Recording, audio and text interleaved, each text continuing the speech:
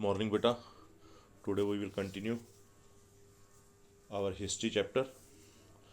इसमें बेटे हमने डिस्कशन किया था कि बर्नियर जो है वो किस प्रकार से इंडिया को डिफाइन करता है. देखिए, according to Bernier, what were the evil effects of the crown ownership of land. Means जो उस समय लैंड थी, उसका जो ऑनर था, मालिक जो था, वो एम्परर था, बादशाह था, उसके क्या साइड इफ़ेक्ट्स थे. वो इंडियन सोसाइटी के बारे में बता रहा है कि उस समय जो इंडियन सोसाइटी थी, या तो रिच रूलिंग क्लास थी, जो किंग और उसके साथ नोबल्स जुड़े हुए थे. अपर क्लास, एलीट, वो बहुत रिच थी. और दूसरे जनरली लोअर क्लास के लोग थे, पुअर पीपल थे. Means no middle class are there. अगर हम एट प्रेजेंटली बात करें तो मैक्सिमम लोग जो है मिडिल क्लास से बिलोंग करते हैं. लेकिन उस समय बर्नियर का ये कहना है कि या अपर क्लास थी या लोअर क्लास थी. मीन्स या रिच पीपल से या पुअर पीपल से. मिडिल क्लास जनरली नहीं थी. Bernier description on land ownership in Mughal India, ये मैंने आपको वैसे थोड़ा बता भी दिया है कि बर्नियर ये कहता है कि जो मुगल एम्परर है वो सभी लैंड का ऑनर है, जिसके कारण वो अपने बच्चों को लैंड ट्रांसफ़र नहीं कर सकते हैं, उस लैंड को कहीं सेल नहीं कर सकते हैं, जिसके कारण जो लैंडलॉर्ड हैं या जो वहाँ पर खेती करते हैं, नॉट लैंडलॉर्ड, जो खेती करते हैं, वो उस लैंड की इम्प्रूवमेंट के लिए कोई स्टेप नहीं उठाते हैं. None of the Mughal official documents state that the king was the sole owner of the land. अब यहाँ पर हम उसको क्रिटिसाइज कर रहे हैं कि उसकी जो स्टेटमेंट थी बर्नियर की, वो गलत थी, क्योंकि कोई भी मुगल ऑफिशियल डॉक्यूमेंट्स ये नहीं बताता है कि किंग जो है वो सोल ओनर था लैंड का. ऐसा कोई डॉक्यूमेंट्स नहीं बताता है. बल्कि Abul Fazal has stated that land revenue demand was impose not as rent but as payment for the protection the king provided to his subjects, remuneration of sovereignty.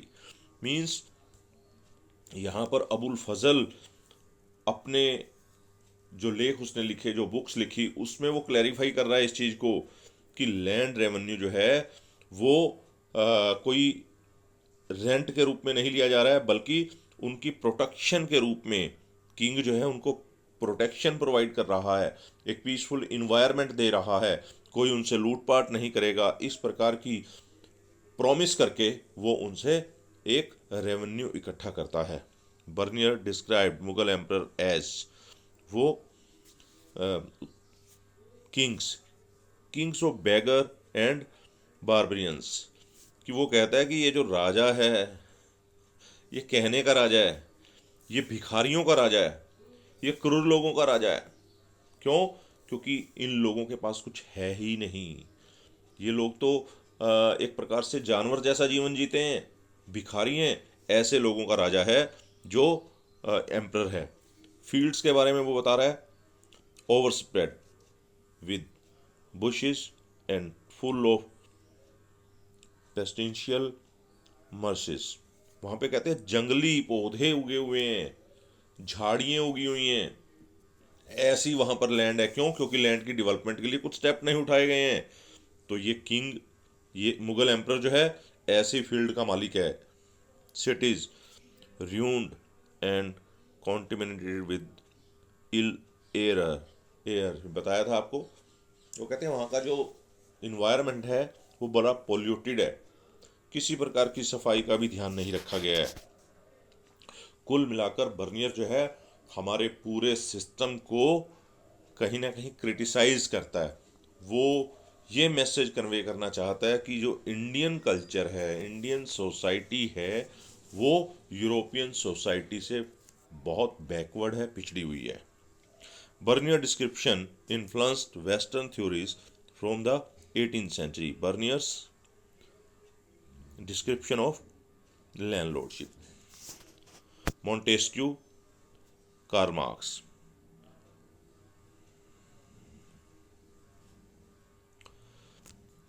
ये देखिए, उसको उसने थोड़ा सा एक्सप्लेन किया है.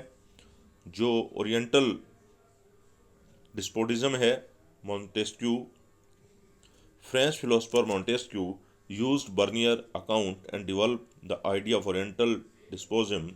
In Asia, the Orient of the East, the king enjoyed absolute authority over his subject and owned all lands. There was no private property. All people, except king and nobles, struggle for survival. यहाँ पर वो ये कह रहा है कि जो French philosopher Montesquieu है वो Bernier used Bernier's account and develop the idea of oriental despotism. यहाँ पर वो एशिया के बारे में, पूरे इंडिया का एग्जांपल लेकर एशिया को डिफाइन करने की कोशिश कर रहा है कि किंग्स जो है वो बहुत पावरफुल है, पूरी जो अपनी पावर्स हैं उसको एंजॉय करता है, एब्सोल्यूट उस पर कोई कंट्रोल नहीं है, और पूरी जमीन का मालिक वो है, वहाँ पर किसी प्रकार की प्राइवेट प्रॉपर्टी नहीं है, अर्थात प्राइवेट ओनरशिप नहीं है। जैसा हमने ऊपर अभी डिस्कस किया कि a farmer can not transfer their land to his children, वो अपने बच्चों को जो है अपनी ज़मीन ट्रांसफ़र नहीं कर सकता, उसको सेल नहीं कर सकता। तो इस प्रकार से जो है बताया गया है।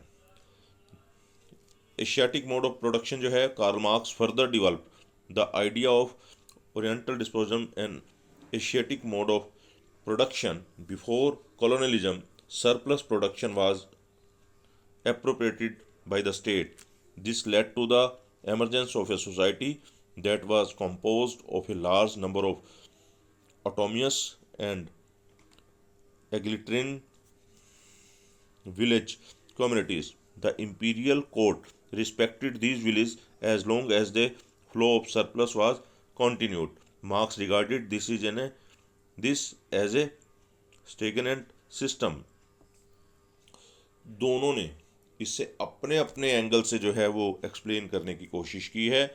वो कहते हैं कि जो सरप्लस प्रोडक्शन है, ठीक है ना, वो कॉलोनलिज्म से पहले, मतलब जब से ये कॉलोनीज बनी, एक प्रकार से हम दूसरे के उपनिवेश बने, उससे पहले का जो सिस्टम था वो एक प्रकार से सही था।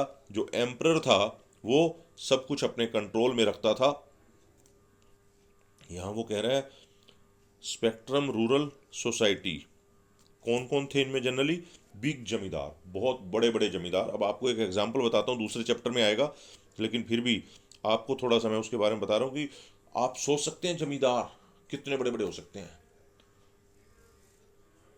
एनसीईआरटी की बुक में एग्जाम्पल दिया गया है कि जमींदार इतने बड़े बड़े थे कि 400 तक विलेज जो है उनके अंडर आते थे, इतने बड़े बड़े एरियाज का कंट्रोल था उनके पास। बिग पीजेंट्स, बड़े बड़े किसान, जिनके पास हम कह सकते हैं थाउजेंड्स ऑफ हेक्टेयर लैंड थी। अनटचेबल लैंडलेस लेबरर्स, ऐसे लोग जिनसे अनटचेबिलिटी का बिहेव किया जाता था। लैंडलेस फार्मर्स थे, उनके पास कोई बिल्कुल भी भूमि का टुकड़ा नहीं था जिस पर वो खेती कर सकें, बल्कि वो खेतों में, दूसरों के खेतों में काम करते थे। What was the more complex society reality with Bernier noticed in the Mughal emperor?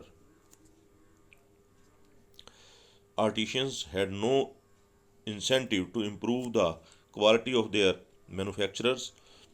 Profits were appropriated by the state. Production was on the verge of decline. वो कह रहे हैं क्योंकि जो क्वालिटी ऑफ मैन्युफैक्चरर था उसकी तरफ किसी का ध्यान नहीं था, कोई इनिशिएटिव नहीं ले रहा था, उसके लिए कोई इंसेंटिव नहीं था। जो प्रॉफिट अगर मिलता था तो वो स्टेट को मिलता था। रीज़न, कोई भी पर्सन जो है उसके लिए एफर्ट नहीं कर रहा था। धीरे धीरे जो प्रोडक्शन है वो डिक्रीज हो रही थी। Vast quantities of the world's precious metals, gold and silver flowed into India in exporting manufacturers. Mughal cities जो थे उस समय जनरली किस प्रकार के सिटी थे? 15% of the population lived in towns. मैंने आपको स्टार्टिंग में वीडियो में कहा था कि जब वो हमारे सिटीज़ के बारे में डिफरेंट ट्रैवलर्स जो हैं वो एक्सप्लेन करते हैं, तो हमारे उस समय भी इतने बिगेस्ट सिटी थे, मेट्रो सिटी थे, जिसमें उस समय यूरोपियन सिटीज से ज़्यादा पॉपुलेशन जो है वो रहती थी इंडिया में, स्पेशली दिल्ली और दौलताबाद का एग्जाम्पल एनसीईआरटी में दिया गया है। तो 15% of the population lived in towns, हमारे जो उस समय के सिटीज़ थे, शहर थे, उसमें अप्रोक्सीमेटली 15% पॉपुलेशन जो है वो रहती थी।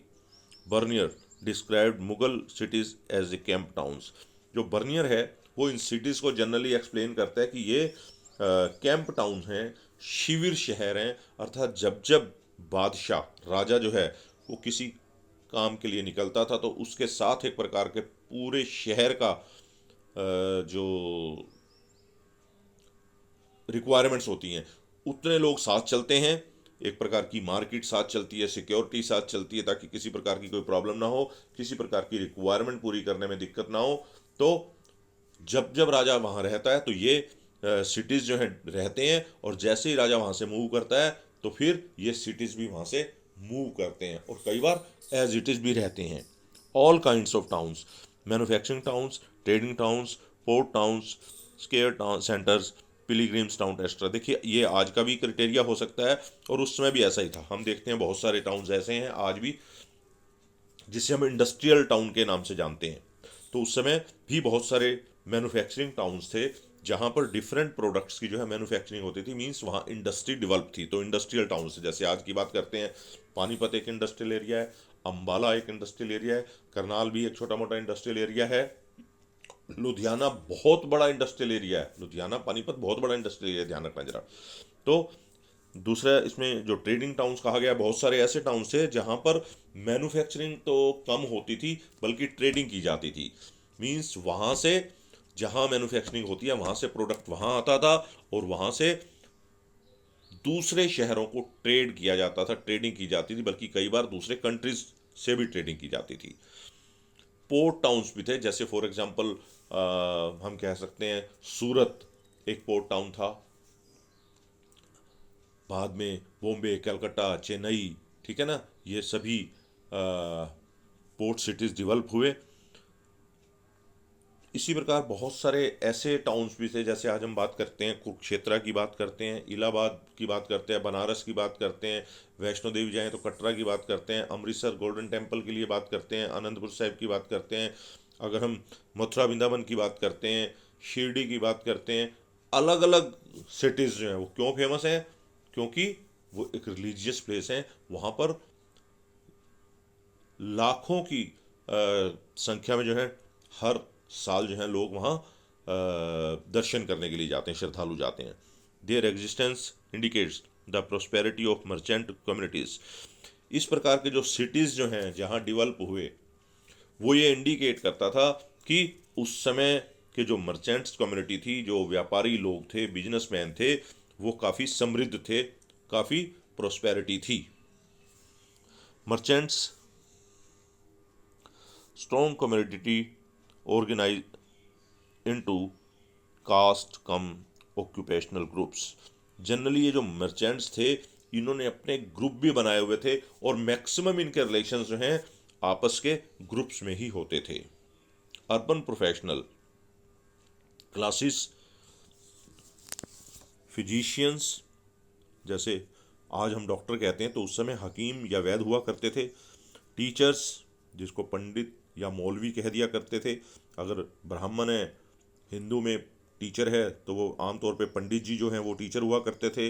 अगर हम इस्लाम धर्म की बात करें तो जो मौलवी हुआ करते थे या मुल्ला जी हुआ करते थे वो उनके टीचर हुआ करते थे। लॉयर्स, जो वकील हैं, एडवोकेट्स हैं, और पेंटर्स, आर्किटेक्ट्स वगैरह जो हैं, कैलीग्राफर्स, जो बहुत ज़्यादा सुंदर राइटिंग स्किल जानते हैं, उनको कैलीग्राफी के रूप में डेवलप किया गया। कैलीग्राफर्स के रूप में वो जितना भी रिकॉर्ड्स मेंटेन करना होता था या किसी बुक के रूप में लिखना होता था, तो इन कैलीग्राफर्स का रोल जो है वो बढ़ जाता था। ओके बेटा, I think it's too much for today. Have a nice day. Thank you.